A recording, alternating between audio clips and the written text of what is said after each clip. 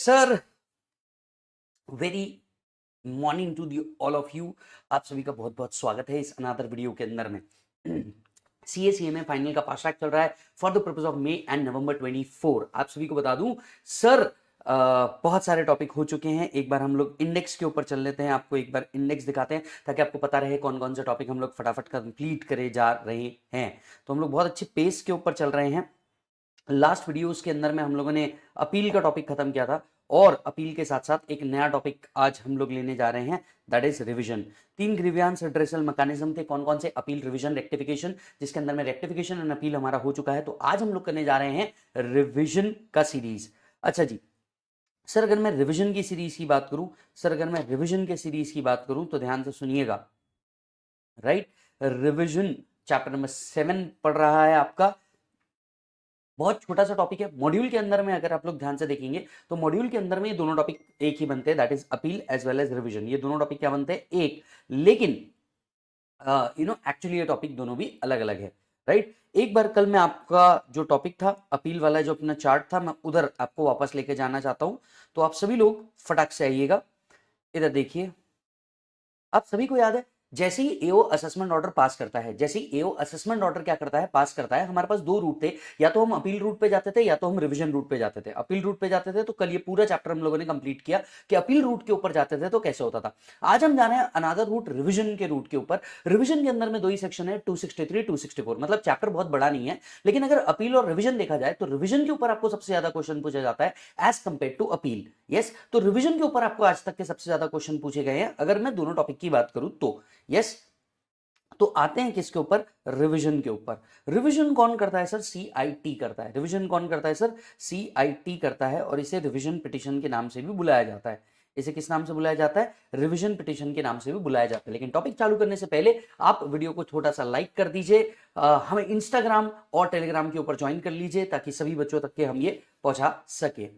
एक छोटे से पॉइंट के साथ चालू करते हैं, डू और don't, there is no try. देखिए हम लोग बहुत सारे बच्चे ना, या स्पेशली जो लोग फाइनल के अंदर में हैं, उनके साथ एक बहुत बड़ा पॉइंट होता है कि वो लोग बहुत सारी चीजों से घिरे हुए होते हैं।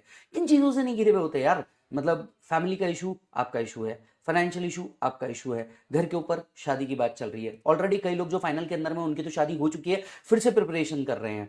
राइट, अपने हेल्थ का अलग प्रेशर चल रहा है। इन सभी के बावजूद भी आप टिके हुए, ये बहुत बड़ी बात है। बराबर है। इस चीज को बस फुल फॉर्म करने के लिए आप क्या कर सकते हो? MWF TTS वाला फॉर्मूला यूज कर लो। अब देखो जितने भी लोग हैं, मैं आपको एक और शेड्यूल आज देने वाला हूं। MWF TTS वाला फॉर्मूला यूज कर लो। MWF is Monday, Wednesday and Friday, TTS is Tuesday, Thursday and Saturday. आप क्या कीजिए, अपने सब्जेक्ट को डिवाइड कर दीजिए दो। MWF के अंदर में ग्रुप 1 के 2 सब्जेक्ट लीजिए और ग्रुप 2 का एक सब्जेक्ट लीजिए। वेराज TTS के अंदर में ग्रुप 2 के 2 सब्जेक्ट लीजिए और ग्रुप 1 का एक सब्जेक्ट लीजिए। इससे होगा ये कि एक ही हफ्ते में आपके पूरे के पूरे स्टडी चलेंगे। हर दिन आपको 3 घंटा एक सब्जेक्ट पढ़ना है। मतलब अगर आपने FR उठाया 3 घंटा पढ़ना है, AFM उठाया 3 घंटा पढ़ना है आपको, ऑडिट उठाया 3 घंटा पढ़ना है आपको। तो हर एक को 3 घंटा मिलेगा, मतलब एक्चुअली हर एक सब्जेक्ट को 9 घंटे मिलेगा। और एक ही दिन में आपको पूरे के पूरे सारे सब्जेक्ट का लोड एक साथ नहीं आएगा। तो ये लोड आप क्या कर देंगे? डिवाइड कर देंगे। क्योंकि याद रखिए, either you have to do और you don't have to do, there is no try. चलिए आप ट्राई करके देख लेते हैं। तो बहुत सारे बच्चे मुझे ऐसे मिल रहे हैं, आप लोगों के इतने सारे मैसेज भी आ रहे हैं कि सर इसका स्टडी शेड्यूल कैसा होना चाहिए, इसका ये कैसा होना चाहिए, सर मैं एक बार ट्राई करके वापस से देना चाहता हूं। या तो करना है या तो नहीं करना। ट्राई कुछ भी नहीं करना इस लाइफ के अंदर में। यस और नो? बहुत ट्रायल एंड एरर हो गया। तुम ऑलरेडी फाइनल के अंदर में हो, तुम उन कई हजारों लोगों के सपने जी रहे हो जो यहां तक आने का सपना देखते हैं। तुम उन सपनों के ऊपर बैठे हो और बस 1 इंच दूर हो किससे? अपनी पूरी की पूरी जिम्मेदारियों से, अपनी पूरी की पूरे ड्रीम और डेस्टिनेशन से।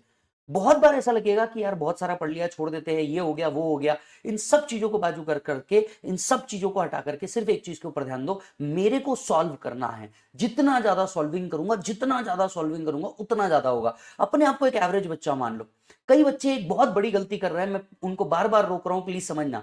वो ये बेसिक गलती कर रहे हैं कि मैं पुरानी बुक्स लूंगा, उसको अमेंडमेंट अलग से पढ़ लूंगा और मैं उसको डाल दूंगा। सर अंडरस्टैंड कीजिए, आप सिर्फ कॉम्प्रोमाइज कर रहे हैं अपने ड्रीम के साथ। एक बुक आपके लिए इतना बड़ा कॉस्ट नहीं पे, मेरी नहीं किसी की भी ले लो, उससे कोई फर्क नहीं पड़ता। अंडरस्टैंड? ऑथर से कोई फर्क नहीं। मैं तो बोलता हूं ये ICAI का बुक यूज कर लो, क्या तकलीफ है? ICAI ने रिसेंटली समरी बुक लॉन्च किया हुआ है, सारांश। आप उसको यूज कर लो ना, उससे कोई फर्क नहीं पड़ने वाला। मेरी बात समझना, इससे कोई फर्क नहीं पड़ने वाला। फर्क किस चीज से पड़ता है कि आप मूव ऑन ही नहीं होना चाह रहे हो पुरानी चीजों से। भाई साहब, रिश्ता पुराना हो या प्रोडक्ट पुराना हो, कोई मशीन पुरानी हो या अटेम्प्ट पुराना हो, मूव ऑन तो करना पड़ेगा। जब तक आप मूव ऑन नहीं करोगे ना सर, लाइफ नहीं बढ़ने वाली। So don't just try to move on, no, either you move on और you don't move on, that's the game. Yes, तो चलिए स्टार्ट करते हैं। रिवीजन के अंदर में दो ही सेक्शन है, ईदर 263 264, ऐसे दो ही सेक्शन आपको क्या है देखने को मिलेंगे। यस, इसमें से भी जो मैक्सिमम क्वेश्चन बनता है वो 264 के ऊपर बनता है। मतलब अगर 263 264 के बीच में भी अगर आपको सिलेक्शन करना है तो 264 वो चीज है जिसके ऊपर आपको क्या करना चाहिए, वर्क करना चाहिए। अब देखिए 263 और 264 वर्क कैसे करता है, मैं आपको पहले थोड़ा सा क्लैरिफिकेशन दे देता हूं। 263 ये हमेशा डिपार्टमेंट के फेवर में है, ये हमेशा किसके फेवर में है, डिपार्टमेंट के फेवर में। व्हेनेवर 263 इज लेविड, आपकी इनकम हमेशा बढ़ेगी, यहां पे कम होने का कोई स्कोप है ही नहीं। यस, तो 263 फेवर्स द डिपार्टमेंट, यहां इनकम आपकी हमेशा बढ़ेगी ही बढ़ेगी। Are you getting the point? 263 के ऑर्डर से अगर आप हर्ट होते हो तो आप कहां जाते हो, IT80, याद है हमने लास्ट टॉपिक के अंदर में देखा था। तो 263 के ऑर्डर से अगर आप हर्ट होते हो तो आपके पास नेक्स्ट डोर सिर्फ IT80 ही बचता है। Are you getting the point? तो एक है 263 जो हमेशा डिपार्टमेंट को फेवर करता है, यहां लाइबिलिटी बढ़ेगी बढ़ेगी। इस ऑर्डर से अगर आप इंपैक्ट होते हो तो आपके पास एक ही रास्ता है, वो रास्ता है IT80। ये क्लियर है, बराबर है। दूसरे रास्ते की ओर चलते हैं हम लोग, दूसरा है 264, ये असेसी को फेवर करता है। यहां आपकी इनकम कम हो सकती है, होगी ये जरूरी नहीं है, यहां आपकी इनकम कम हो सकती है। और तीसरी इंपॉर्टेंट चीज जो मैं आपको बता दूं सर, यहां फाइनल ऑर्डर है। मतलब यहां पे क्या होता है, इसके खिलाफ कुछ नहीं हो सकता, इसके खिलाफ सिर्फ और सिर्फ एक चीज पॉसिबल है, वो है writ petition to high court. High court के अंदर में सिर्फ रिट पिटिशन हो सकता है, वो भी हाई कोर्ट एक्सेप्ट कर लेता है और कोई substantial question of law frame कर लेता है तो ही यहां पे हो सकता है, नहीं तो वो भी नहीं होने वाला। Are you getting the point? नहीं तो फिर वो भी नहीं होने वाला। तो सभी लोगों को फोकस करना है 263 264। चलो कम ऑन, 263 के अंदर में क्या होता है, डिपार्टमेंट को फेवर करता है, लाइबिलिटी हमेशा बढ़ेगी ही बढ़ेगी। इसके अगेंस्ट में अगर आपको कहीं जाना है तो आप IT80 के अगेंस्ट में, IT80 में जा सकते हो और कोई रास्ता नहीं है। ये खत्म हो गया। अब आते हैं दूसरे पार्ट पे। 264 में लाइबिलिटी कम हो सकती है, असेसी को फेवर करता है, कहीं जाना है इसके अगेंस्ट में तो फिर हाईकोर्ट में सिर्फ रिट पिटिशन फाइल होगा और कुछ नहीं हो सकता। 264 एक डेड एंड है। 264 क्या है, एक डेड एंड है, बराबर। चलिए आगे बढ़ते हैं। 263 के अंदर में doctrine of partial merger affirm किया हुआ है। मतलब 263 में वही केसेस लिए जा सकते हैं, 263 में क्या किए जा सकते हैं, वही केसेस लिए जा सकते हैं जिनका डिसीजन अपील में डिसाइड नहीं हुआ है। मतलब रिवीजन के लिए वही मैटर उठाया जा सकता है जो मैटर अपील के अंदर में सेटल नहीं हुआ है। मतलब डॉक्ट्रिन ऑफ पार्शियल मर्जर यहां पे अफर्म है। अब आपको मैं याद दिला दूं, डॉक्ट्रिन ऑफ पार्शियल मर्जर कहां कहां अफर्म था इसके पहले। 147 में हमने doctrine of partial merger affirm देखा था, 154 में हमने doctrine of partial merger affirm देखा था। तीसरा सेक्शन है सेक्शन 263, जहां doctrine of partial merger affirm किया हुआ है। जबकि 264 के अंदर में doctrine of total merger affirm किया हुआ है। 264 के अंदर में doctrine of total merger affirm किया हुआ है, वेरिन वेरिन यस 264 के अंदर में doctrine of partial merger affirm किया हुआ है, वेरिन एक भी मैटर अगर अपील में चला गया तो फिर 264 पॉसिबल नहीं है, तो फिर 264 पॉसिबल नहीं है। ये क्लियर है? तो चलो चारों डिफरेंस फिर एक बार तीसरी बार रिकॉल कर लेते हैं। 263 डिपार्टमेंट को फेवर करता है, लाइबिलिटी हमेशा बढ़ेगी ही, इसके अगेंस्ट में कहीं जाना है तो IT80 में जाना है, एंड यहाँ पे doctrine of partial merger affirmed है। एज अगेंस्ट दिस 264 एसएससी को फेवर करता है, लाइबिलिटी कम हो सकती है, राइट। यहाँ डॉक्ट्रिन ऑफ पार्शियल मर्जर की जगह टोटल मर्जर अफर्म किया हुआ है, एंड सर यहाँ पे लाइबिलिटी आपकी कम होने के चांसेस बन सकते हैं।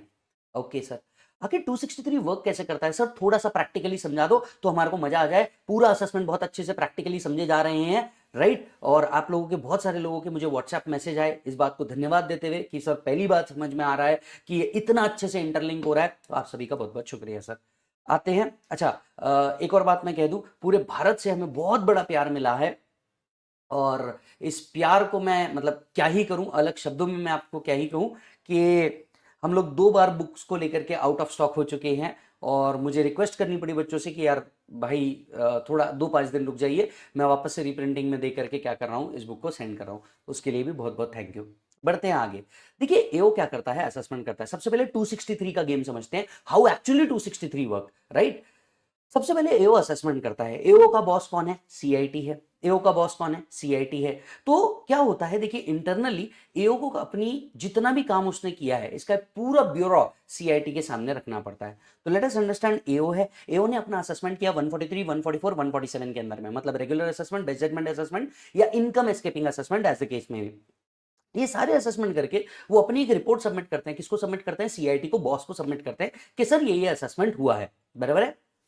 अब क्या होता है, सीआईटी इनकी रिपोर्ट चेक भी कर सकता है, नहीं भी चेक कर सकता है। सपोज सीआईटी ने इनने पूरे महीने के अंदर में लेट से 15 असेसमेंट किए। अब क्या होता है, ये 15 असेसमेंट वाले जो हुए हैं इसका एक रिपोर्ट किसके पास आता है? सीआईटी के पास आता है। अब सीआईटी उसको क्या करता है? वेरीफाई। जैसे आप अपना ऑडिट रिपोर्ट बनाते हैं ऑफिस के अंदर में, लेकिन आप फाइनलाइज करते हैं क्या? नहीं। फाइनलाइज कौन करते हैं? आपके जो बॉस है वही फाइनलाइज करते हैं, राइट। तो वो इनमें से कई रिपोर्ट को देखते हैं, राइट।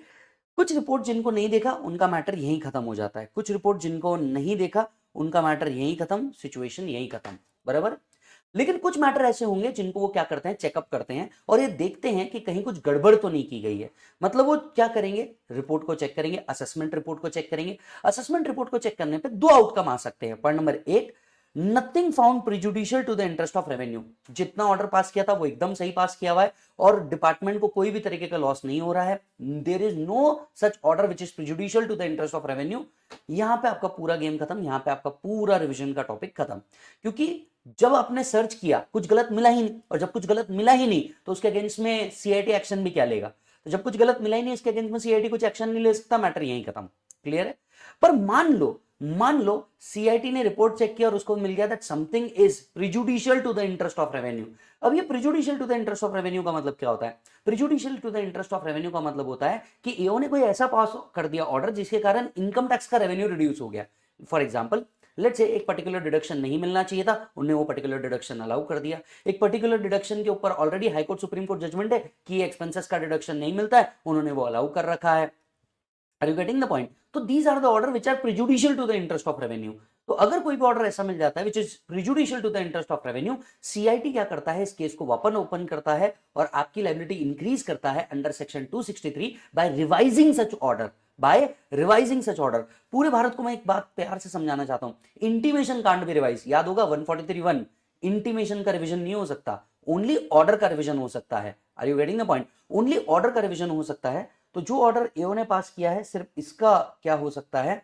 रिवीजन हो सकता है, अदरवाइज किसी भी चीज का रिवीजन पॉसिबल नहीं है, सिर्फ ऑर्डर का रिवीजन हो सकता है।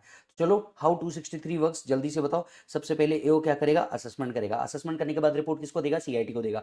देने के बाद क्या होगा सर? रिपोर्ट चेक होगी, रिपोर्ट चेक नहीं होगी। अगर रिपोर्ट चेक नहीं हुई विषय यहीं खत्म। रिपोर्ट चेक हुई, सीआईटी को कुछ मिला which is prejudicial to the interest of revenue, तो वो 263 यूज करके आपकी लायबिलिटी को वापस क्या कर सकता है? बढ़ा सकता है। लेकिन अगर उसको कुछ भी नहीं मिला, मैटर यहीं खत्म हो गया। यस। जैसे ही क्या होता है? सीआईटी लाइबिलिटी इंक्रीज करेगा। जैसे ही सीआईटी लाइबिलिटी इंक्रीज करेगा, अगेन आपके पास दो ही ऑप्शन है। ऑप्शन नंबर 1 क्या है आपके पास? या तो इसे एक्सेप्ट करो, पे करो, विषय खत्म कर दो, राइट।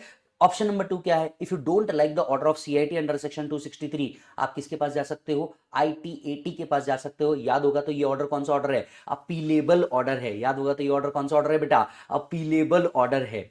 याद है आपको? 253 के अंदर में हम लोगों ने पढ़ा है। That's how 263 works, right. अब आते हैं हाउ 264 वर्क्स। आखिर 264 किस तरीके से वर्क करता है? यस, आखिर 264 किस तरीके से वर्क करता है? देखिए क्या होता है, एसएससी ने अपना रिटर्न फाइल किया, रिटर्न के बाद असेसमेंट हुआ, असेसमेंट होने के बाद क्या होता है? एसएससी को ऑर्डर दिया जाता है कि सर ये आपका फाइनल ऑर्डर पेएबल है। अब आपके पास टेक्निकली दो रास्ते हैं, सुनना। अगर ऑर्डर में एरर है, एरोनियस है ऑर्डर, तो आप 154 में रेक्टिफिकेशन में जाओगे, जो जनरली नहीं होता। अब आपके पास दो ही रास्ते हैं टेक्निकली न्याय पाने के, या तो आप अपील में जाओ या तो आप रिवीजन में जाओ। दोनों में से क्या जाना बेहतर है सर? पहले ये समझाइए। हम सर प्रोफेशनल बन जाएंगे और प्रोफेशनल बनने के बाद हमने हमारे क्लाइंट को क्या सजेस्ट करना चाहिए? देखिए पूरे भारत के अंदर में ना एक ही चीज होगी कि सभी लोग ना अपील प्रेफर करेंगे। मतलब आप अपने ऑफिसेज में अपने बॉसेस से भी बात करेंगे ना, they will always prefer an appeal. Reason, appeal में चार अथॉरिटीज है। आप सीआईटी में नहीं जीते, आप आईटीएटी में जीतोगे, आईटीएटी में नहीं जीते, आप हाईकोर्ट में जाओगे, हाईकोर्ट में नहीं जाओगे, आप सुप्रीम कोर्ट में जाओगे। मतलब there are 4 possibility which can be possible. Are you getting the point? पर सीआईटी ना एक डेड एंड है। सीआईटी एक डेड एंड है। जो ऑर्डर सीआईटी ने दे दिया 264 के अंदर में, वो एक डेड एंड है। अब आप 264 के बाद डायरेक्टली सिर्फ किधर जा पाओगे, हाई कोर्ट। और आप सभी को पता है हाई कोर्ट में हम तभी जा सकते हैं when this is a substantial question of law, right. तो मतलब वो एक डेड एंड है, उसके आगे कुछ नहीं होता। इसीलिए ऑफिसेस के अंदर में आप देखिए मैक्सिमम तौर पे क्या फाइल किया जाता है सर, अपील फाइल किया जाता है, ना कि रिवीजन पिटीशन फाइल किया जाता है। Getting the point. अब ये जो रिवीजन पिटीशन है ये आज भी जो है फिजिकल फॉर्म में फाइल किया जा रहा है। मतलब फॉर्म है, इसका फॉर्म निकाल करके, प्रिंट आउट निकाल करके क्या करना पड़ता है, पूरा का पूरा भरना पड़ता है, फिर उसको क्या करना पड़ता है, सबमिट करना पड़ता है। फर्दर फर्दर रिवीजन पिटीशन का जो टाइम लिमिट है उसको अप्लाई करने का 1 साल है, 1 ईयर तक का है। जबकि अपील को अप्लाई करने का टाइम लिमिट कितना है, 30 दिन। कल हमने इसके ऊपर एक क्वेश्चन भी सॉल्व किया था जहां पे प्री मेच्योर टेक्स्ट था। आप सभी लोगों ने देखा होगा कि पहले 1 तारीख को क्या किया, ऑर्डर पास किया, लोगों ने 11 तारीख को ही क्या कर दिया, रिविजन फाइल कर दिया। देखिए ऐसे नहीं होता है। होता ऐसा है कि जब भी आप क्या कर रहे हैं, कोई ऑर्डर पास कर रहे हैं, पहले 30 दिन का जो टाइम होता है ना, ये अपील के लिए होता है।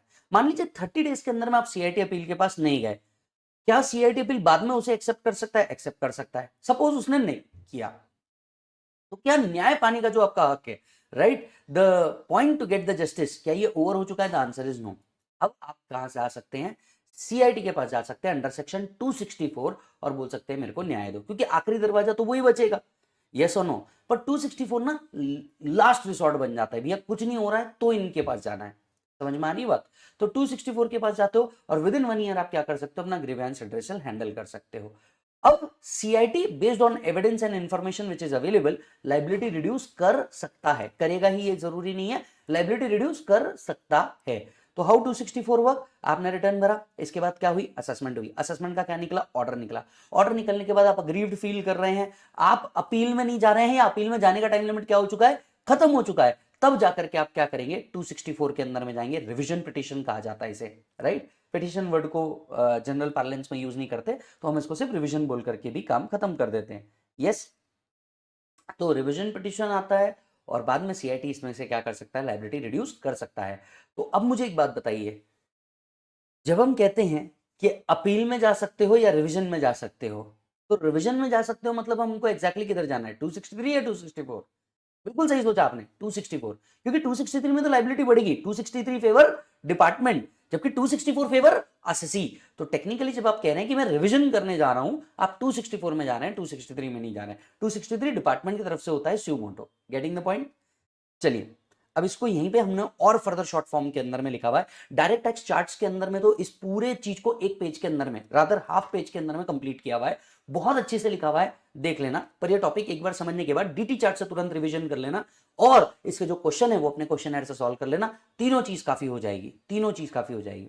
263 डिपार्टमेंट करता है, आप कभी नहीं करोगे क्योंकि आप कभी नहीं चाहोगे आपकी लाइबिलिटी बढ़े। सो यू नो, आपकी इनकम ऑलवेज, सभी लोग बताओ क्या होती है, इंक्रीज होती है आपकी इनकम हमेशा, राइट। मैक्सिमम टाइम पीरियड जो मिलता है रिवीजन के लिए वो 2 इयर्स होता है, हम आगे पढ़ेंगे। अपील पॉसिबल है क्या इसके अगेंस्ट में? यस, अपील पॉसिबल किसको है सर, ITAT को पॉसिबल है। और यहाँ पे क्या अफर्म किया गया है सर, पार्शियल मर्जर अफर्म किया गया है। 264 स्यूमोटो भी हो सकता है और डिपार्टमेंट द्वारा भी हो सकता है, राइट। ये एप्लीकेशन मेड भी हो सकता है। इनकम में कम डाउन, आपकी इनकम कम डाउन हो सकती है। यहां का जो टाइम लिमिट है ये 1 ईयर है एंड यहां पे कोई अपील पॉसिबल नहीं है, यहां पे concept of total merger applicable होता है। Getting the point? चलिए, चालू करने से पहले एक बार जो ऊपर का चार्ट है फट से रिवाइज करो।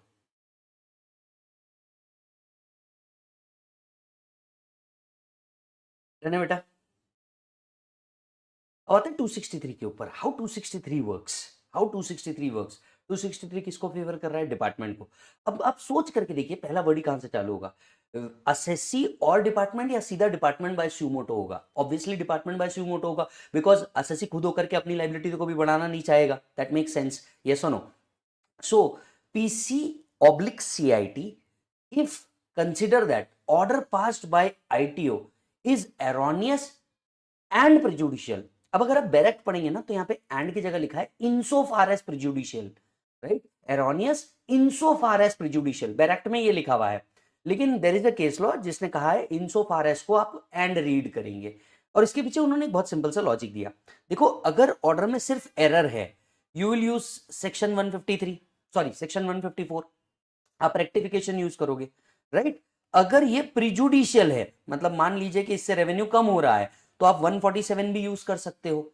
आप 147 भी यूज करके इनकम एस्केपिंग असेसमेंट को यूज करके भी लाइबिलिटी को क्या कर सकते हो, वापस खड़ी कर सकते हो। अगर ये एरोनियस प्लस प्रिजुडिशियल है तो ही क्या हो सकता है, 263 यूज हो सकता है।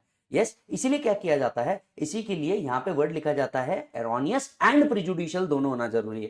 क्योंकि अगर सिर्फ एरोनियस है तो आप 154 यूज करोगे, सिर्फ प्रिजुडिशियल है तो आप 147 यूज करोगे। अगर ये एरोनियस एंड प्रिजुडिशियल है तो 263 का क्या होता है, यूज होता है, राइट। सो पीसीआईटी और CIT if consider that order passed by AO assessing officer और TPO, तो इनफैक्ट TPO का ऑर्डर भी क्या हो सकता है, रिवाइज हो सकता है।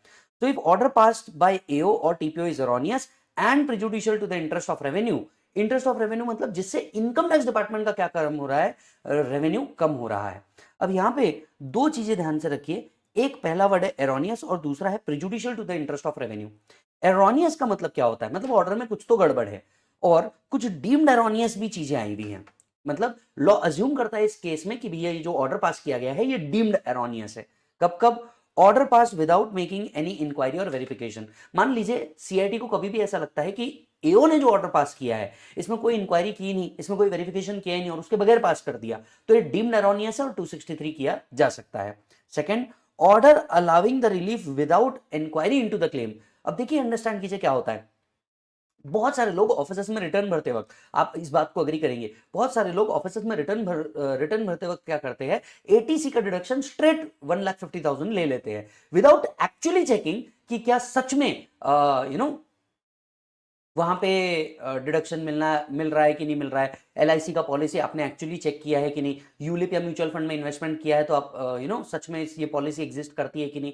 आपने चेक ही नहीं किया, 1.5 लाख रुपए दे दिया, एओ ने भी उसको फर्दर चेक नहीं किया, पर सीआईटी ने बोला अच्छा आपने 1.5 लाख रुपए लिया है, एक काम करो एलआईसी का पॉलिसी लेकर के आओ। जब एलआईसी का पॉलिसी लेकर के आए तो पता चला कि पॉलिसी तो प्रीमियम में आपने 40,000 भरा है और डिडक्शन आपने 1.5 लाख क्लेम कर रखा है। Now here the order is passed allowing a relief without actual inquiry into the claim. आपने क्लेम को चेक ही नहीं किया और आपने क्या कर दिया, डिडक्शन अलाउ कर दिया। तो ऐसे केस में क्या करेगा, सीआईटी जितना पे किया है उतना ही डिडक्शन अलाउ करेगा, बची हुई इनकम को एड बैक करेगा और आपकी लायबिलिटी को क्या करेगा, इंक्रीज करेगा, considering this as deemed erroneous. Next, order has not been made in accordance with any orders, code, direction or instruction by CBDT। मान लीजिए आपने पर्टिकुलर एक्सपेंसेस अलाउ कर दिया, जबकि सीबीडीटी का सर्कुलर है कि ये एक्सपेंसेस क्या नहीं होना चाहिए, अलाउ नहीं होना चाहिए। सीबीडीटी की तरफ से नोटिफिकेशन आया है, कोई सुप्रीम कोर्ट हाई कोर्ट का ऑर्डर आया हुआ है कि ये पर्टिकुलर एक्सपेंसेस अलाउ नहीं होना चाहिए। अब ऐसे केस में क्या होगा मालिक, ऐसे केस के अंदर में आपने order has been passed without looking into the order of court और without looking into the order और इंस्ट्रक्शन ऑफ सीबीडीटी, इसे भी क्या माना जाता है, एरोनियस माना जाता है और 263 ओपन किया जा सकता है। Next, the order has not been passed in accordance with the decision of high court और सुप्रीम कोर्ट। सेम वही पॉइंट है कि आपने हाई कोर्ट या सुप्रीम कोर्ट के डिसीजन से ऑर्डर पास नहीं किया तो ये क्या माना जाएगा, डीम्ड एरोनियस माना जाएगा। तो अगर सीआईटी को कभी भी लगता है कि ऑर्डर एरोनियस या डीम्ड एरोनियस है या prejudicial to the interest of revenue है, नाउ अंडरस्टैंड इस पॉइंट को, prejudicial to the interest of revenue word defined नहीं है एक्ट के अंदर में, prejudicial to the interest of revenue ये डिफाइंड नहीं है, पर anything which reduces the income tax ये prejudicial to the interest of revenue माना जाएगा। तो हम कौन सी चीज को प्रिजुडिशियल मान सकते हैं, जहां पे आपने इनकम अंडर स्टेट की है, ऐसी सिचुएशन जहां पे आपने लॉस ओवर स्टेट किया है या टैक्स अंडर पेड किया है, ये तीनों भी situation prejudicial to the interest of revenue ही हो गई, ये तीनों भी situation prejudicial to the interest of revenue ही हो गई ना मालिक। Yes, so CIT PCIT may consider that if any order passed by AO or TPO, TPO का फुल फॉर्म क्या है, ट्रांसफर प्राइसिंग ऑफिसर, TPO का फुल फॉर्म क्या है मालिक, transfer pricing officer. So any order passed by AO or TPO, any order passed by AO or TPO is erroneous and prejudicial to the interest of revenue, then revenue में after giving OOBH, क्योंकि आप 263 में liability बढ़ाएंगे तो principle of natural justice तो by default में आएगा ही आएगा, तो ही में आफ्टर गिविंग OOBH, एक बात याद रखिएगा, ये जो वर्ड है ओ AO OOBH ये हमने बुक्स में शॉर्ट किए हैं ताकि आप आसानी से पढ़ सकें, आपको ये लिखने पूरे पड़ेंगे पेपर के अंदर में, तो पेपर के अंदर में OOBH नहीं लिख के आना है, AO लिख के नहीं आना है, आपको असेसिंग ऑफिसर लिखना है, अपॉर्चुनिटी ऑफ बीइंग हर्ड लिखना है, ये आपको याद रखना है, ये आपको शॉर्ट नोट्स बना करके दिए हुए हैं, ये आपको लिखने नहीं है, ये प्लीज याद रखिएगा। तो CIT PCIT consider that any order passed by AO or TPO is erroneous and prejudicial to the interest of revenue, he may, after giving OOBH and making inquiry, pass such order as it deemed fit. तो क्या क्या order pass किए जा सकते हैं? Order enhancing the assessment, आपके assessment को increase किया जा सकता है. Order enhancing the assessment increase किया जा सकता है. Modifying the assessment, right, modifying the assessment, आपके असेसमेंट को क्या किया जा सकता है? मॉडिफाई किया जा सकता है. जैसे मान लीजिए अगर एनहांस नहीं किया तो ऐसा हो सकता है लॉस रिड्यूस कर दे, तो आपने उनको असेसमेंट को क्या कर दिया? मॉडिफाई कर दिया. तीसरा, cancel and direct fresh assessment. Yes, यहां पे वो बॉस है, वो डायरेक्ट कर सकता है फ्रेश असेसमेंट से. अब देखिए यहां से सुनिए, डायरेक्ट फ्रेश असेसमेंट. आपको अब एक कॉम्प्रिहेंसिव पॉइंट बताता हूं. क्या सीआईटी कर सकता है? यस. क्या सीआईटी अपील ऑब्लिक जेसी अपील अमेंडमेंट के साथ ये फ्रेश असेसमेंट डायरेक्ट कर सकते हैं क्या? क्या ये फ्रेश असेसमेंट डायरेक्ट कर सकते हैं क्या? नहीं. ये हमने कल ही पढ़ लिया था अपील के अंदर में कि CIT appeal fresh assessment direct नहीं कर सकते. CIT appeal fresh assessment direct नहीं कर सकते, right. What about ITAT? What about ITAT, high court, supreme court, ये लोग क्या फ्रेश असेसमेंट डायरेक्ट कर सकते हैं क्या? यस. तो आपको जो याद रखना है ना, सिर्फ CIT appeal fresh assessment direct नहीं कर सकते, बाकी सीआईटी कर सकते हैं और आईटीएटी और हाईकोर्ट भी क्या कर सकते हैं? फ्रेश असेसमेंट डायरेक्ट कर सकते हैं. Getting the point? Fresh assessment direct कर सकते हैं. चलो एक बार फिर से रिवाइज करो, इसी के लिए दोबारा यहां पे चार्ट बना करके दिया है. सीआईटी क्या कर सकता है सर? आपकी लाइबिलिटी को एनहांस कर सकता है. वो क्या कर सकता है? मॉडिफाई कर सकता है आपके असेसमेंट्स को, मॉडिफाई कर सकता है आपके असेसमेंट्स को, आपके ऑर्डर को कैंसिल करके बोल सकता है वापस से क्या करो? असेसमेंट करो. डायरेक्ट फ्रेश असेसमेंट क्या कर सकता है? ऑर्डर कर सकता है, राइट. तो नॉर्मल असेसमेंट के अंदर में, in case of assessment, in case of TP cases, transfer pricing cases, होने ही वही वाला है, बस असेसमेंट यहाँ पे 92 सीए के अंदर में डायरेक्ट हो जाती है. तो direct fresh assessment is the common word. तो असेसमेंट या टीपी केसेस के अंदर में वो लाइबिलिटी एनहांस कर सकता है, असेसमेंट को मॉडिफाई कर सकता है. फ्रेश असेसमेंट क्या कर सकता है सर? डायरेक्ट कर सकता है. अच्छा जी सर.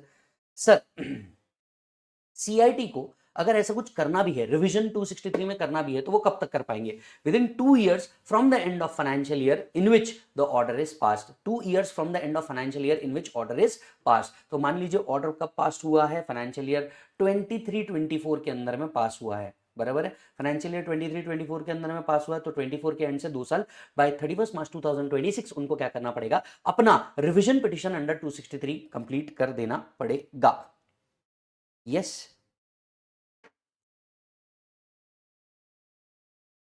सीआईटी अपील के बारे में यहां लिख रहे हैं, कंफ्यूज मत होना, सिर्फ कंपैरिजन के लिए दिया है, क्योंकि मैक्सिमम क्वेश्चन इनके कंपैरिजन पे आते हैं, तो सिर्फ कंपैरिजन के लिए दिया है, ध्यान से सुनना. सीआईटी अपील क्या कर सकता था?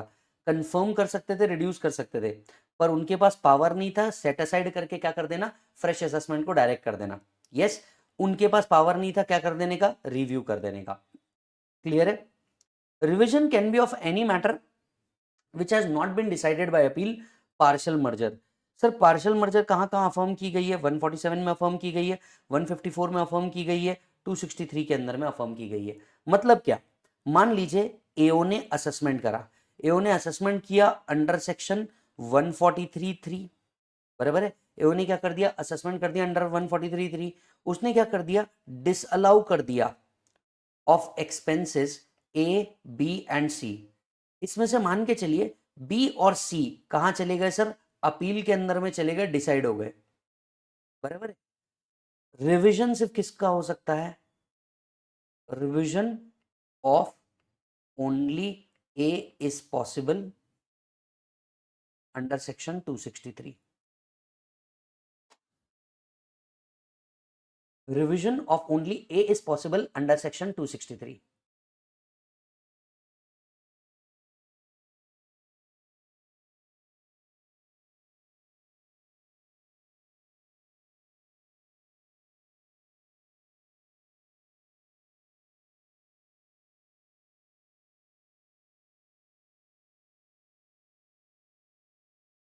Done.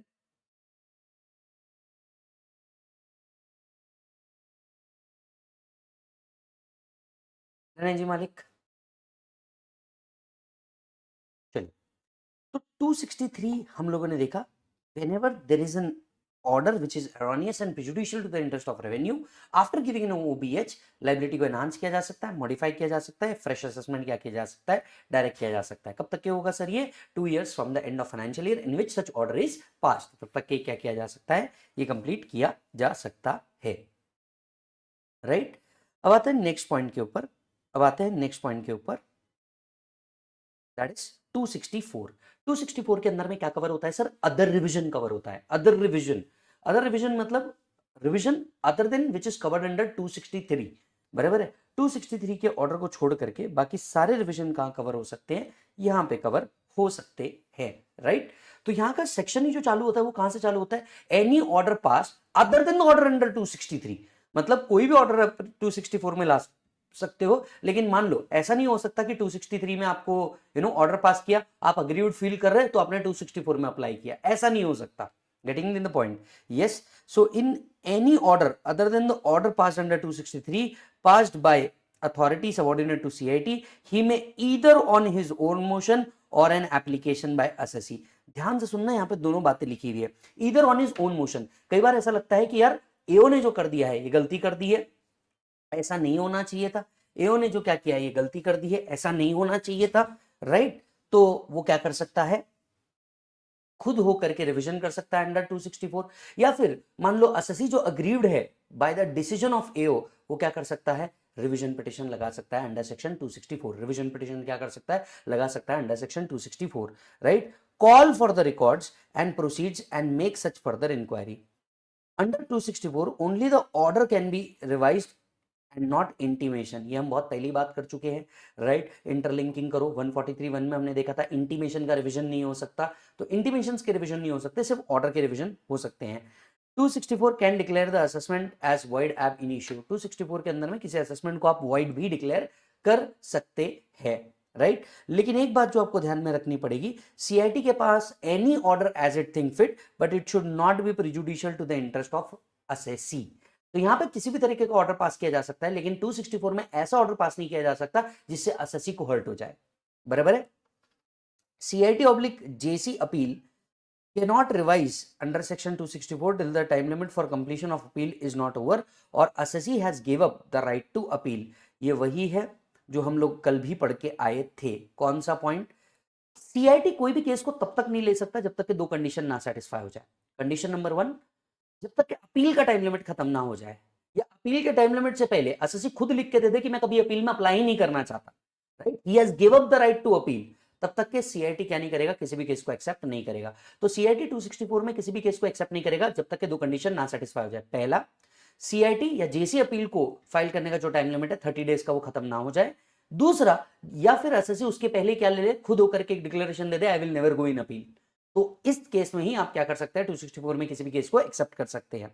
Yes, SSC shell make an application with in 1 year from the communication of order. अब ध्यान से सुनिए, एसएससी को कब तक के क्या करना है? कम्युनिकेट करना है 1 year from the end 1 year from the date of communication of order. अगर आज ऑर्डर पास हुआ है तो उसके मंथ एंड से या फाइनेंशियल ईयर से नहीं, जिस दिन ऑर्डर पास हुआ है वहां से 1 साल के अंदर में आपको क्या करना है? सीआईटी के पास रिवीजन पिटीशन लगाना है 264 के अंदर में। तो एसएससी कब तक अप्लाई करेगा? एसएससी को अप्लाई करना है 1 ईयर के अंदर में। अब जैसे केस सीआईटी के पास पहुंचा, वो कब तक ऑर्डर पास करेंगे? अगर मान लीजिए ओन मोशन के अंदर में कर रहे हैं, स्यू मोटो कर रहे हैं, तो within 1 year from the date of order. और अगर एप्लीकेशन आया है तो within 1 year from the end of financial year in which application is made. तो एप्लीकेशन करने के लिए कितना है? 1 साल है। जैसी एप्लीकेशन आया, उस एप्लीकेशन जिस फाइनेंशियल ईयर में आया, उस फाइनेंशियल ईयर एंड से 1 साल के अंदर में आपको क्या करना है? रिवीजन का डिसीजन दे देना है।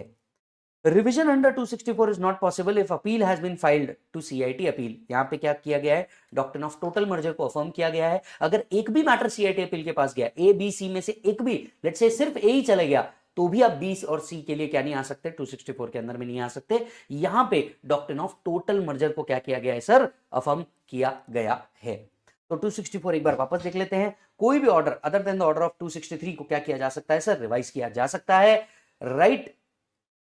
कैसे किया जा सकता है? Either on his own motion और application made in this behalf. So either on his own motion और application made in this behalf किया जा सकता है, लेकिन कोई भी ऑर्डर ऐसा पास नहीं किया जा सकता which is prejudicial to assessee. तो यहां पे लाइबिलिटी इंक्रीज हो ही नहीं सकती, या तो लाइबिलिटी कंफर्म हो जाएगी या तो लाइबिलिटी रिड्यूस हो जाएगी। सर लाइबिलिटी कंफर्म हो रही है तो ये भी तो प्रेजुडिशियल ही है मेरे लिए, बिल्कुल सही बात है, लेकिन यहां फर्दर एनहांस नहीं हो रही है। यहां क्या नहीं हो रही है? फर्दर एनहांस नहीं हो रही है। अच्छा जी सर, सर मेरे को 263 का ऑर्डर पसंद नहीं आया, मतलब मैं न्याय मांगने गया था पर मुझे लग नहीं रहा है कि मेरे को न्याय मिला है, राइट? मैं न्याय मांगने गया था सर, मेरे को लग नहीं रहा है कि मेरे को न्याय मिला है, तो मैं इसके खिलाफ कुछ कर सकता हूं क्या? देखिए इसके खिलाफ कोई अपील पॉसिबल नहीं है। 264 एक डेड एंड है। 264 क्या है? एक डेड एंड है। मैक्स टू मैक्स अगर आपको कुछ करना भी है तो हाईकोर्ट के अंदर में रिट पिटीशन कर पाओगे, वो भी अगर सब्सटैंशियल क्वेश्चन ऑफ लॉ रहा तो हो पाएगा, नहीं तो ये होने वाला नहीं है। So no appeal can be filed either by SSC और by the department.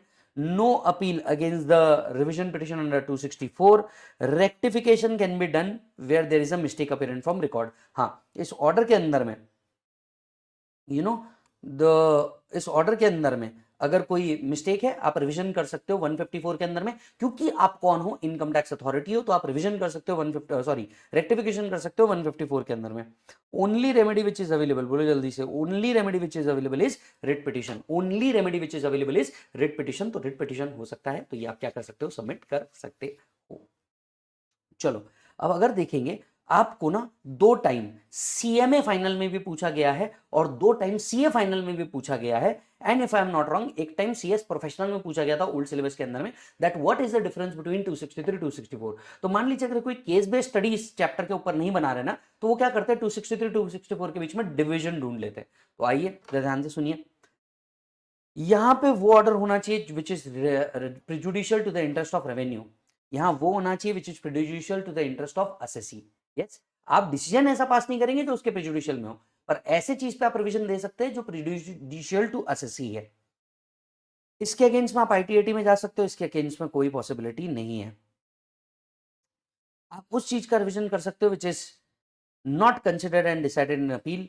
Revision under 264 is not possible अगर तो अपील में एक भी मैटर चले गया, क्योंकि यहां पे doctrine of total merger affirmed है। Yes, revision under 263 is possible after 264।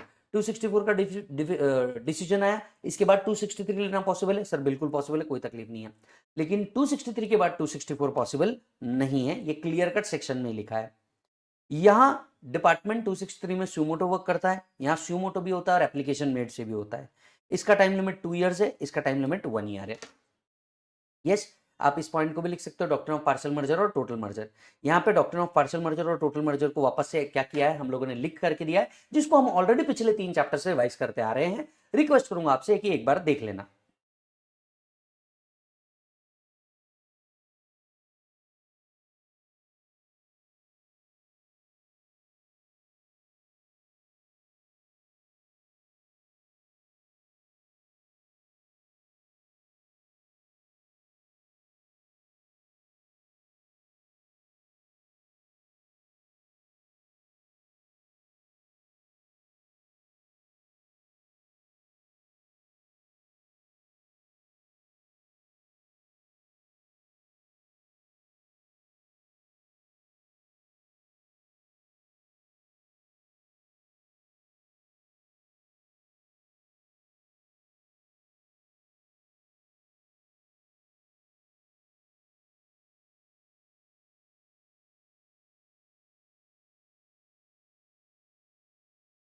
डरे बेटा, डरे सर? चलो, हाँ, 264A 264B।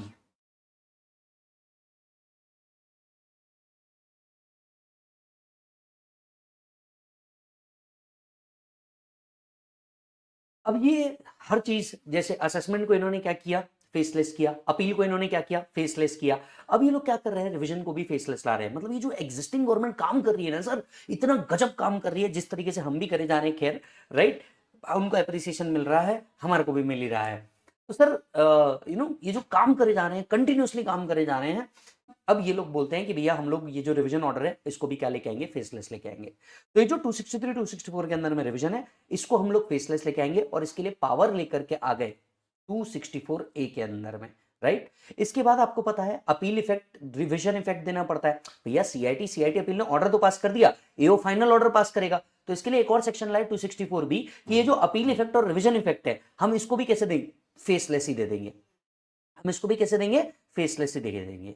तो बताओ, वही वर्ड लिखे होंगे, जब भी पावर वाला सेक्शन आता है वही वर्ड लिखे होंगे। Central government will bring a scheme for revision under 263 264 for to imparting the efficiency, transparency, accountability, to eliminate the interface between assessee and department, of better utilization of resources, introducing a team based revision of order. Yes, वही बात लिखी होती है, वही बात हमेशा से लिखी हुई है। Yes, यहां पे क्या करेंगे, सेंट्रल गवर्नमेंट में bye scheme in the notification to impart greater efficiency, eliminating optimization, introducing team based dynamics। वापस से वही बात लिखा हुआ है, क्या करने के लिए सर, इफेक्ट देने के लिए ऑफ द ऑर्डर। यहाँ पे अपील इफेक्ट, रिविजन इफेक्ट दिया गया है, appeal effect oblique revision effect to be online also. मतलब जो 153(5) की बात कर रहे हैं, ये भी क्या हो जाएगा सर, ऑनलाइन हो जाएगा। इसके लिए पावर ला के रखा है, वैसे ये आज भी हो ही रहा है।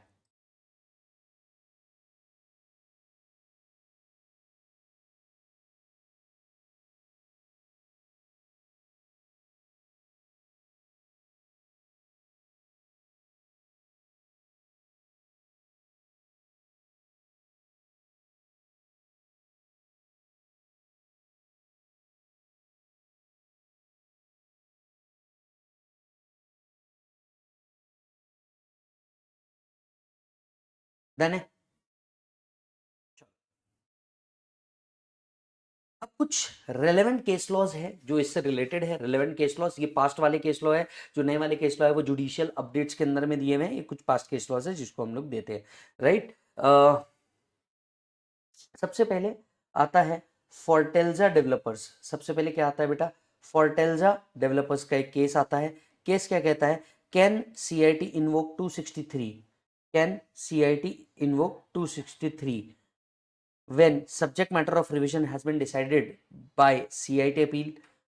No, doctrine of partial merger. अगर कोई मैटर किससे ले सकते हैं सर, कोई मैटर किसका लिया हुआ है, सीआईटी अपील में डिसाइड किया है, तो वो मैटर 263 में लिया नहीं जा सकता। क्लियर है मालिक, check.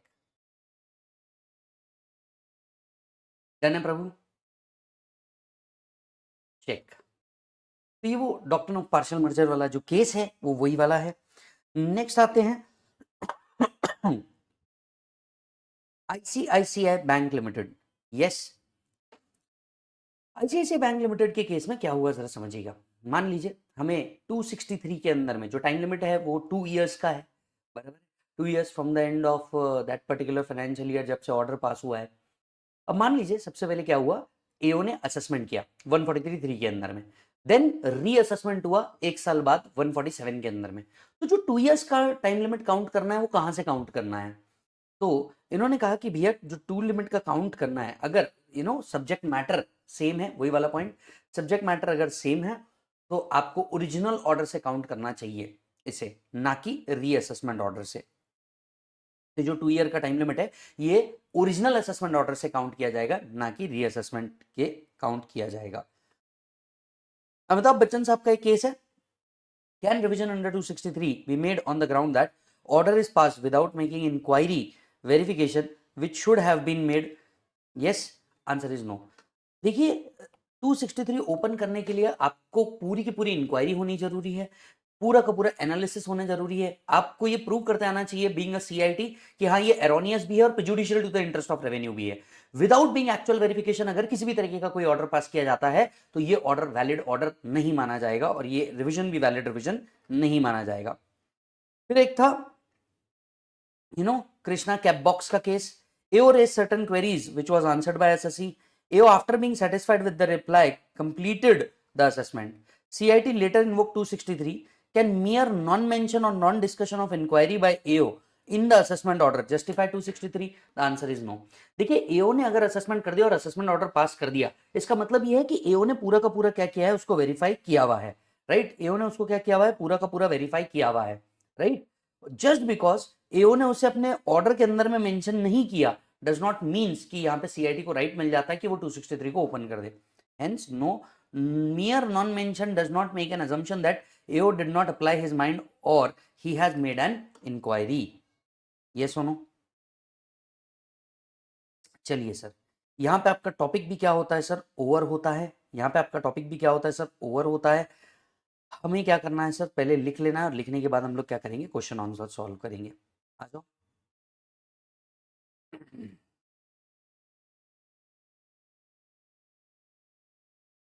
Section 263,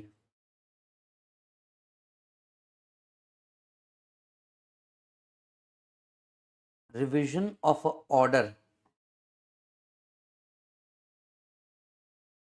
prejudicial to the interest of revenue.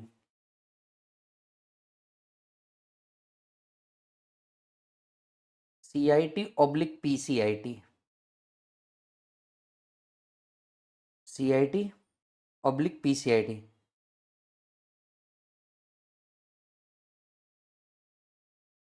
If considered that any order passed by AO or TPO is erroneous and prejudicial to the interest of revenue. Prejudicial to the interest of revenue. He may pass such order as it think fit. He may pass such order as it think fit.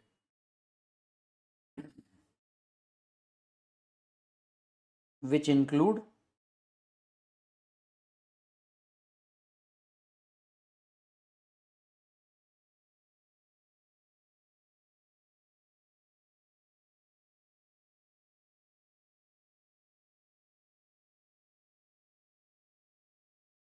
enhancing assessment,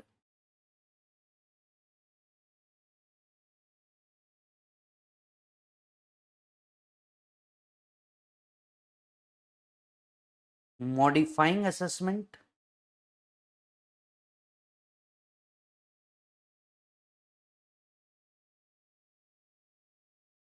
directing fresh assessment.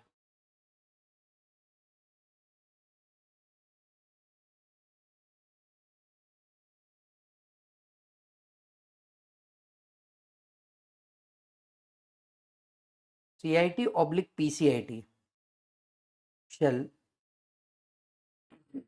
suo pass revision order after giving OOBH within 2 years from the end of financial year in which order sought to be revised was passed. Order sought to be revised was passed.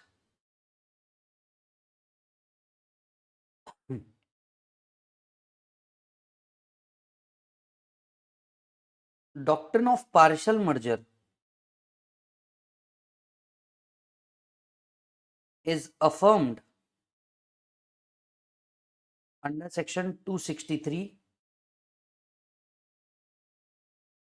that is, if a matter is considered and decided in appeal,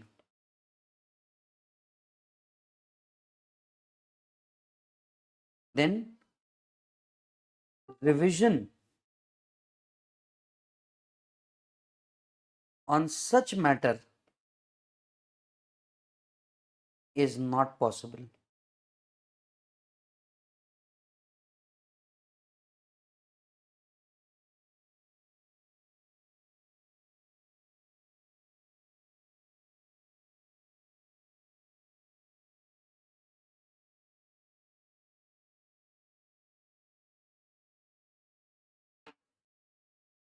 है sir?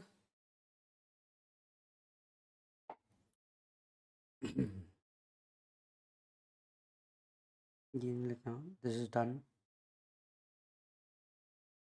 ठीक, ये done हो गया sir 263। अच्छा,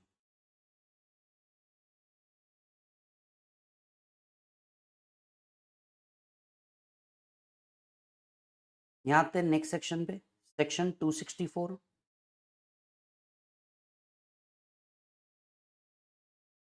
revision of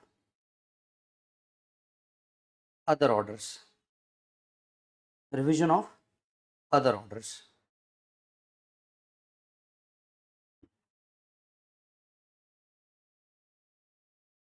CIT can revise any order other than order passed under section 263.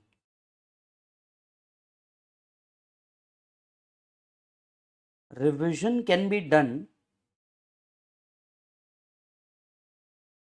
suo motu or on application made.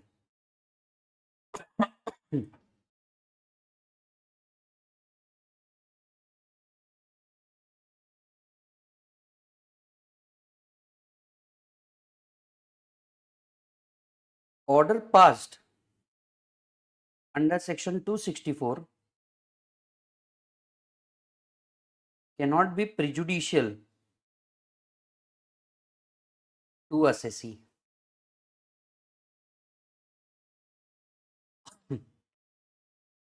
Doctrine of total merger is affirmed under section 264.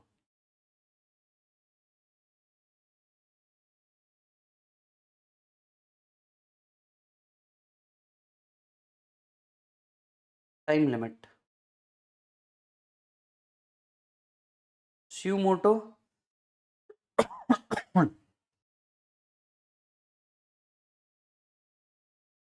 within 1 year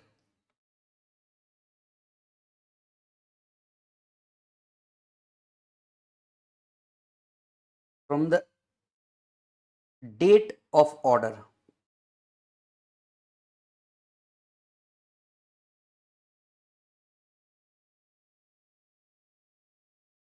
On application,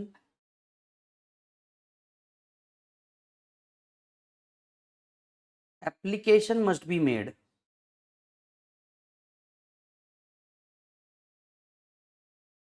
within 1 year from the date of order, and CIT shall pass order within 1 year from the end of financial year in which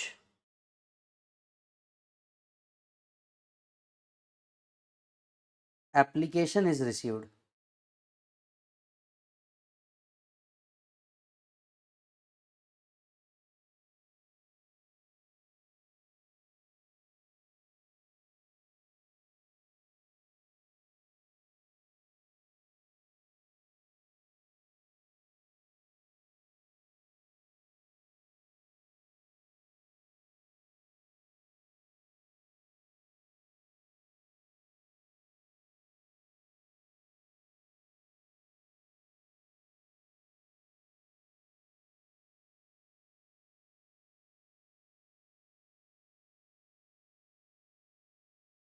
Then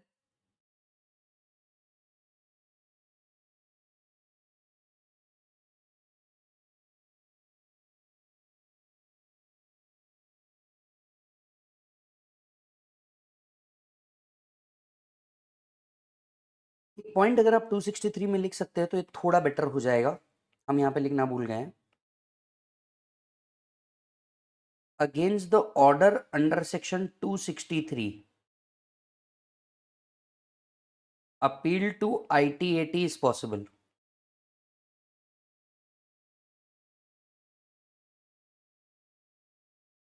against the order under section 263, appeal to ITAT is possible.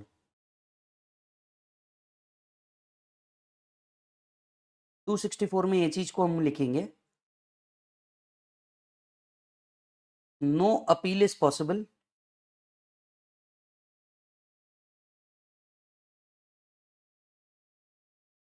however writ petition to high court can be made. खत्म.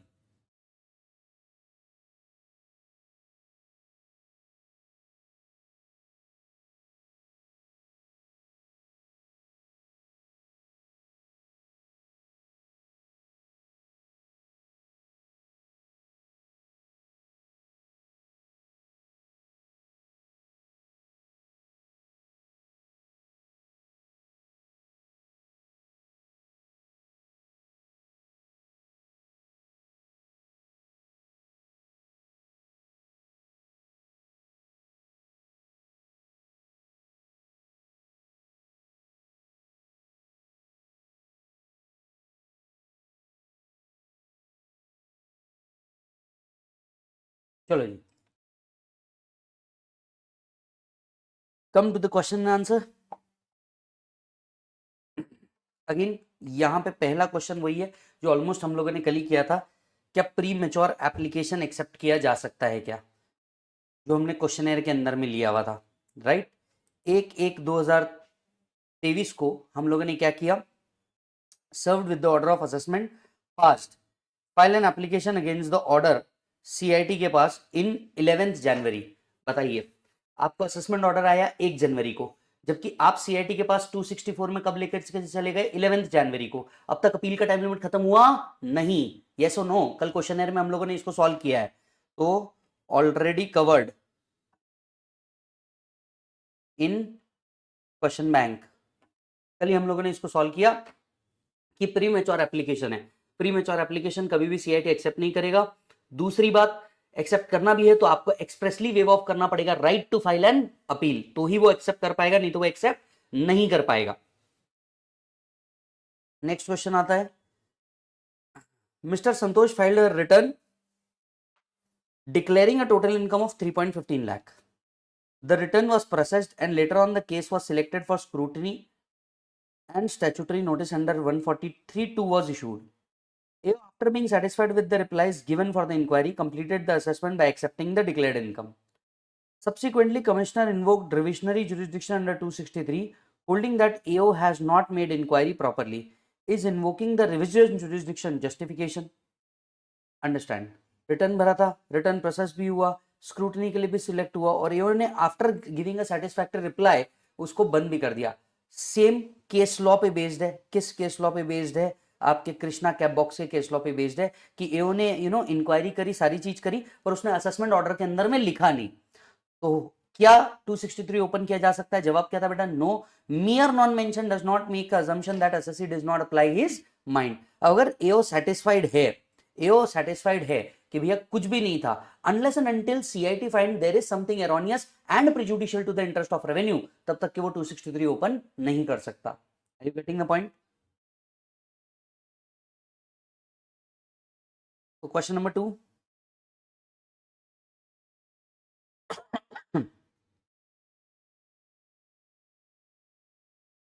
if CIT oblique PCIT consider that any order passed by AO oblique TPO, आपको exam में ये पूरा लिखना है, is erroneous and prejudicial to interest of revenue,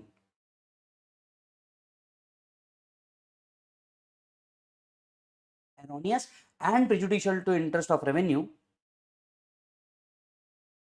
it can pass such order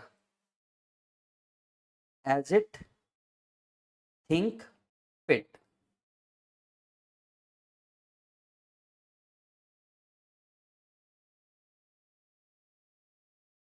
In this case, AO has done the assessment and is satisfied with the reply provided by assessee and he completed the assessment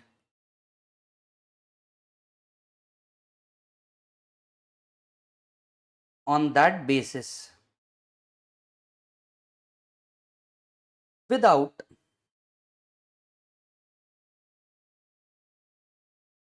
mentioning the same as held in one of the judgment. ये उन बच्चों के लिए जिनको judgement याद नहीं, ये उन बच्चों के लिए जिनको जजमेंट याद नहीं। अदरवाइज मैंने आपको बता दिया है कि जजमेंट कौन सा होगा सर, कृष्णा के बॉक्स का है, तो आप चाहें तो लिख सकते हैं। मैंने ये जनरल बच्चों के लिए लिखा है, as held in one of the judgment revision under section 263 cannot be opened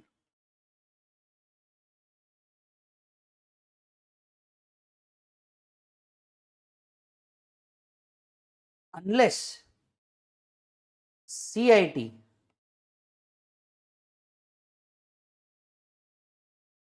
has found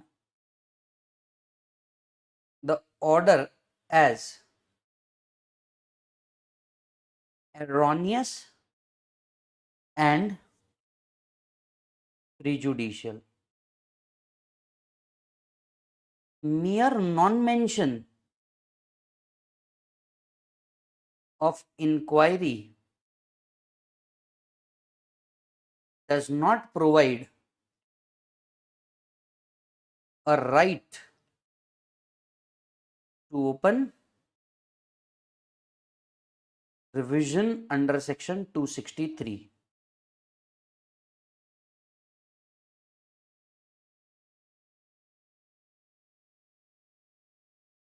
Further, before passing an order,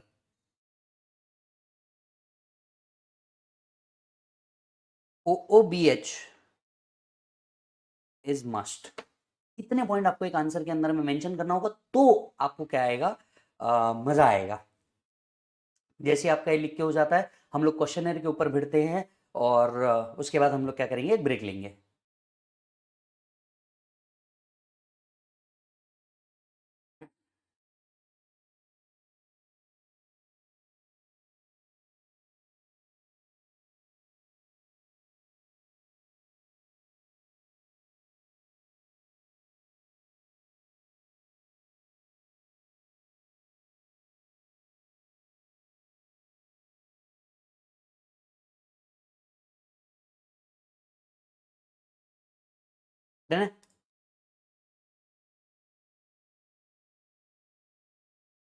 चलिए क्वेश्चन बैंक हम लोग ओपन कर लेते हैं। क्वेश्चन बैंक के अंदर में वही अपील एंड रिवीजन वाला चैप्टर है, क्योंकि दोनों एक ही है, तो हम लोगों ने भी क्वेश्चन उसी बेसिस पे बनाए हुए हैं।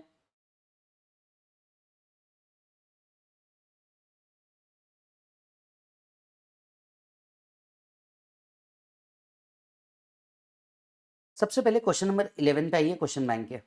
इसे इंपॉर्टेंट मार्क करके रखा है, रीड द क्वेश्चन।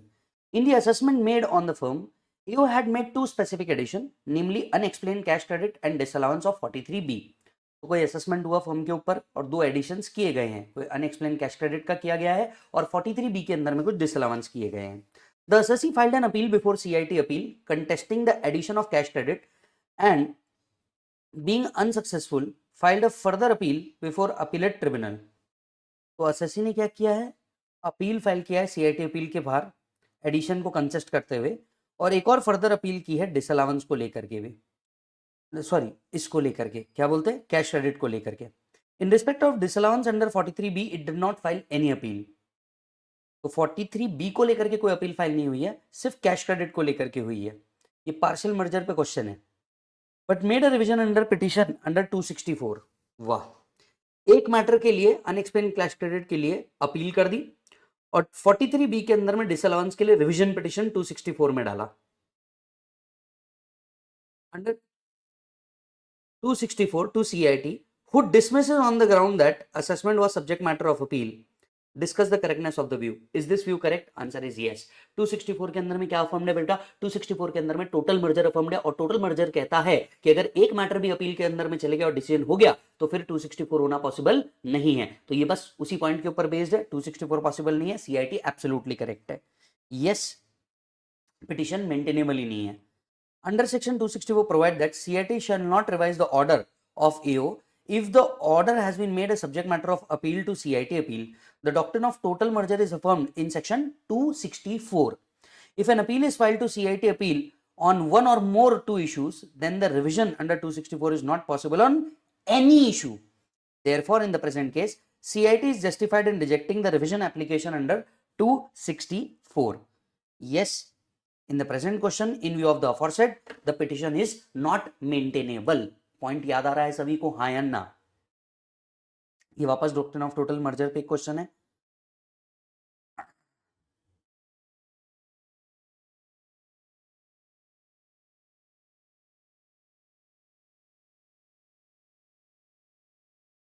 भी question of doctrine of total merger पे है।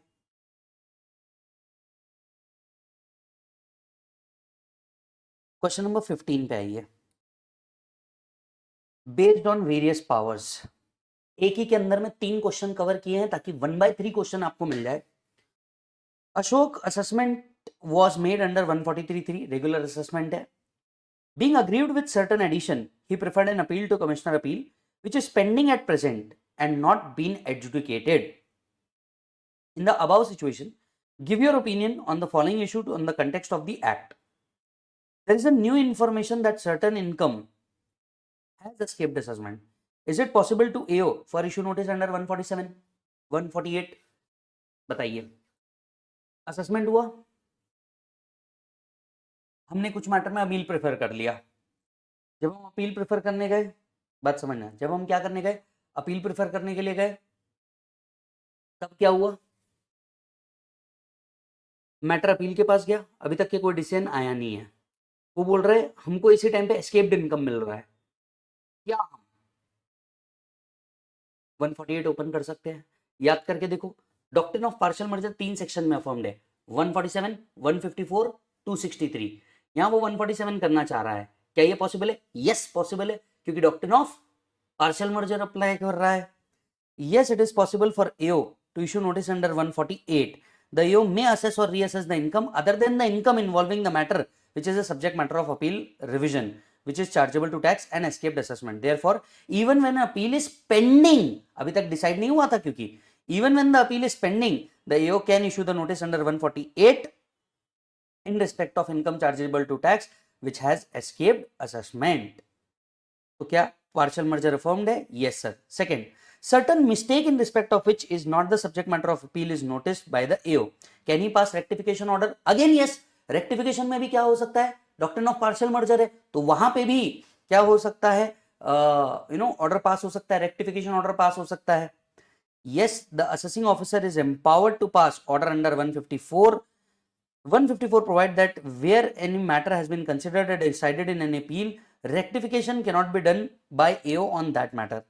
However, in respect which is not considered and decided, the order of AO can be rectified under 154. In this case, since the mistake is in respect of matter which is not the subject matter of appeal, the AO can pass order under section 154. तीसरा situation बहुत conceptual question है। If the assessee file petition under 264 for a matter not subject matter of appeal, will such petition be maintainable? No. क्यों? क्योंकि अगर कोई भी matter आपने appeal में प्रेफर किया हुआ है, doctrine of total merger apply करता है और फिर 264 पॉसिबल नहीं है। No, commissioner can not invoke 264। Under 264, commissioner shall not revise any order under section 264 where such order has been subject matter of an appeal. Therefore, under 264, commissioner cannot revise an order which is pending before commissioner appeal, even if the revision pertains to a matter other than the matter covered in an appeal. Other than the matter covered in an appeal. Yes or no?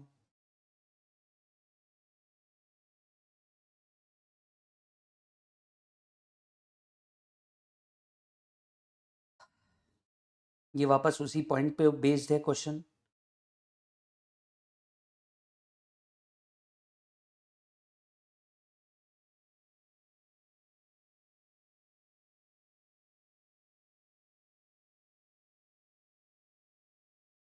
Forty six ए पे based है। 11 से पहले कोई और question देख लेते हैं, otherwise तो सिमिलर कॉन्सेप्ट्स के ऊपर ही बेस्ड रहने वाले हैं।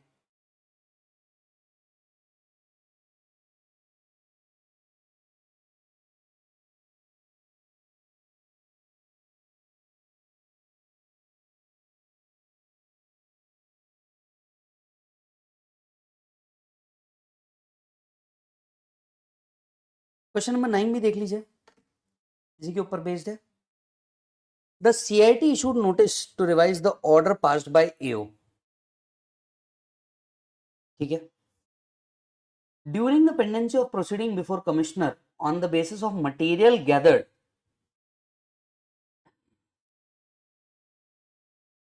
during the survey, after the issue of first notice, CIT issued a second notice, content of which were different from the content of first notice. Examine whether the commissioner is justified with respect to second notice. Answer is no. Second notice का कोई concept ही नहीं है. The action of commissioner in issuing second notice is not justified. The term record, according to the definition, record shall be deemed to have always include all record relating to proceeding under the act. In other words, information material report which were not in existence at the time of assessment was made and came into existence afterward can be taken into consideration by commissioner for the purpose of invoking jurisdiction under 263. However, at the same time, in a view expressed in the provision into the explanation of section 263, such information can be relied upon by commissioner only if the same form part of record when the action under 263 is taken by commissioner. If issuance of notice succeeds the examination of records, in the present case, commissioner initially issued notice under 263. After examination of record available before him, the subsequent notice was on the basis of material collected under 133A, which was totally unrelated and irrelevant to the issue sought to be revised. Hence, ये possible नहीं है, ये possible नहीं है। मालिक, चलिए sir, तो यहां हमारा रिवीजन नाम का चैप्टर भी ओवर होता है। अगर देखेंगे हम लोगों ने मोस्ट ऑफ द क्वेश्चन क्या कर लिया है सर, ऑलरेडी कंप्लीट कर लिए हैं, और कुछ क्वेश्चन जो रिपीटेटिव टाइप के थे और पास्ट एग्जामिनेशन के अंदर में आए, आरटीपी एमटीपी के अंदर में आए, वो यहां रखे हैं। एक दो क्वेश्चन कुछ अलग भी है। आपसे मैं उम्मीद कर रहा हूं कि प्लीज घर पे इसको करिएगा, सॉल्व करिएगा। मैं यहाँ पे मतलब आपको अगर रीड आउट भी करवा रहा हूं तो आपको क्वेश्चन पूरा ध्यान में आ रहा होगा, आंसर पूरा ध्यान में आ रहा होगा। पर पूरे भारत से मेरी एक उम्मीद है, पूरे भारत के फाइनल के बच्चे से मेरी एक उम्मीद है कि सर आप यहाँ पे थोड़ी सी एक्स्ट्रा मेहनत करिए, फास्ट ट्रैक आपके लिए मोर देन सफिशिएंट हो जाएगा। आप खुद भी कंटेंट से समझ रहे हैं कि सर कंटेंट में अपन कहीं कॉम्प्रोमाइज नहीं कर रहे। पास्ट एग्जामिनेशन क्वेश्चंस भी आप लोग देख रहे हैं, इसमें नए आईसीआई मॉड्यूल के क्वेश्चन भी है। और मैं तो कहता हूं सर मॉड्यूल देखो, मैं तो उन टीचर में से जो बोलूंगा वो भैया बिंदास मॉड्यूल ओपन करके देख, ऐसा कोई कंसेप्ट नहीं रहेगा जो तेरा हट जाएगा, कोई तेरा छूट जाएगा। वहां के क्वेश्चन बैंक उठा करके तू सॉल्व कर ले, तेरे को हर चीज का आंसर आएगा ही आएगा। Getting the point? तो सर बढ़ते रहिए, रुकेंगे यहीं के ऊपर इस पार्ट के अंदर में, वीडियो के अंदर में। मिलूंगा आपसे अगले वीडियो के अंदर में। हमारा रिवीजन टॉपिक भी क्या हो चुका है, खत्म हो चुका है। अगला टॉपिक जो हमारा होगा वो होगा सर्च एंड सीजर। वीडियो को बहुत सारा प्यार करते रहिए और मेक श्योर करिए पूरा भारत में किसी भी बच्चे को इस पर्टिकुलर चीज के लिए पैसे ना देने पड़े, वो फ्री में पूरा का पूरा कंटेंट आराम से पढ़े। ये सोनो, हमारी इस मुहिम में हमारा जरूर साथ दीजिए। और हाँ सर, कुछ बच्चों से रिक्वेस्ट भी करूंगा, अगर पॉसिबल है तो वीडियो के नीचे टाइमलाइन लगा दो, ताकि अगर आपके बाद कोई भी बच्चा पढ़ रहा है तो उसके लिए बहुत बड़ा बेनिफिट हो जाए। Thank you so much.